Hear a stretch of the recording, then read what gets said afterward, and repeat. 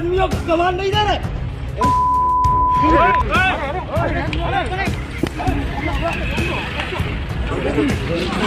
अरे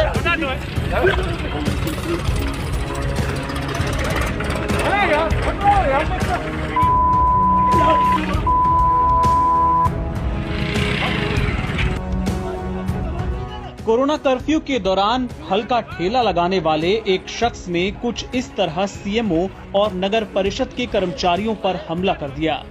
मामला मध्य प्रदेश के रायसेन जिले के सिलवानी का है। फल विक्रेता सलीम चालान काटे जाने से बेहद नाराज था। उसने सभी को दौड़ा दौड़ा कर पीटा, गालियां दी और सीएमओ को थप्पड़ जड़ दिए। बचने के लिए बाकी कर्मचारी यहाँ वहाँ भागे तो वहीं सीएमओ अपनी कार में घुस गए। गरीब आदमियों को कमान नहीं दे रहे।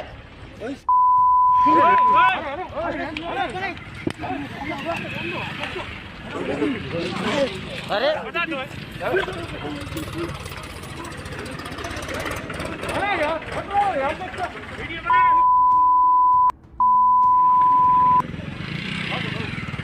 दरअसल सरकार ने यहाँ कोरोना कर्फ्यू लागू किया हुआ है। शनिवार को सीएमओ राजेंद्र शर्मा अपनी टीम के साथ शहर में राउंड लगा रहे थे ताकि नियमों का पालन सुनिश्चित हो।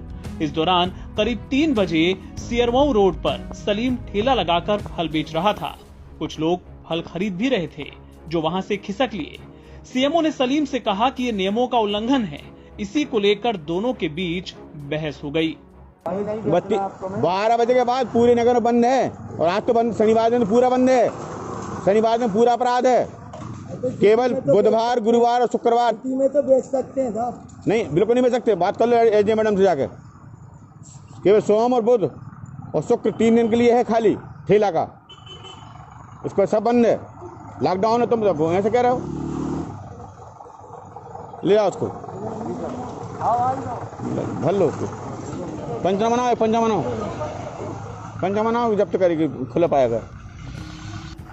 इसके बाद सीएमओ ने ठेला जब्ती और चालान की कार्रवाई शुरू कर दी।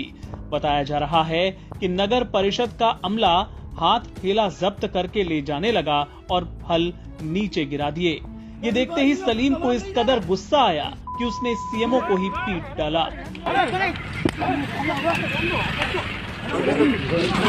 अरे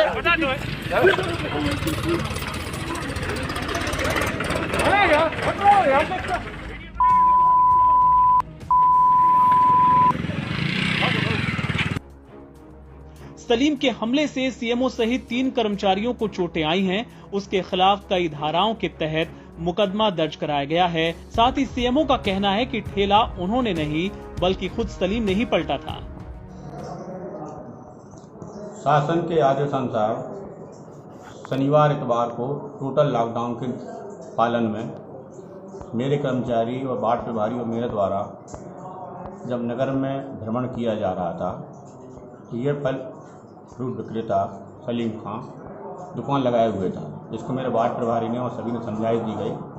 इसके द्वारा जब इसके पालन नहीं किया गया एवं गाली गलौज करने गई, जिसके परिपालन में इसको जब्त करके हम नगर पंचायत सिलवानी ला रहे थे।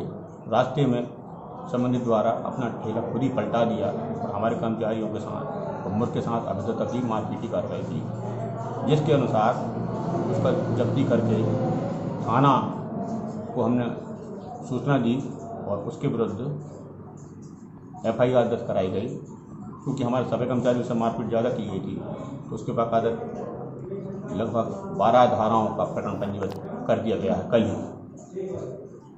इसी तारतम्य में हमारी कार्रवाई जारी है।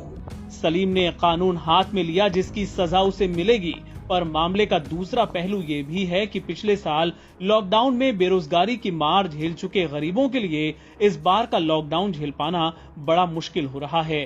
सरकार और प्रशासन की अपनी मजबूरियां हैं। कोरोना को रोकने जरूरी है, पर रोजी रोटी के सवाल को भी नजरअंदाज तो नहीं किया जा सकता। NBT ऑनलाइन के लिए रायसेन से राजेश रजक की रिपोर्ट।